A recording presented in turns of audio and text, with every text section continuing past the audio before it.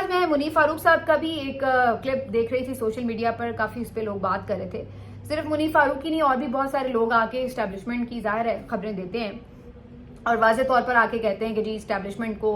عمران خان پہ بہت غصہ ہے, ان کی پالیسی میں کوئی تبدیلی نہیں آئی, عمران خان سے نفرت کرتے ہیں جو اسٹیبلشمنٹ کے ٹاپ لوگ ہیں, قیادت ہے,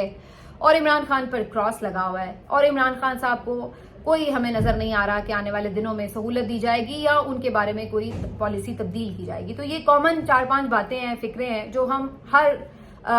ان لوگوں سے سنتے ہیں جو کہ عام طور پر لوگوں کا خیال ہے کہ اسٹیبلشمنٹ کے قریب لوگ ہیں اور ان کی زبانی اسٹیبلشمنٹ کا جو پیام ہے, جو ان کا پیغام ہے, وہ باہر آ جاتا ہے.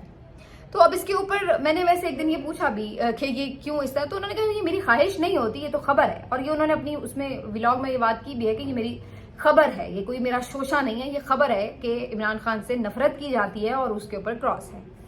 اب حرامی ہو بیٹا.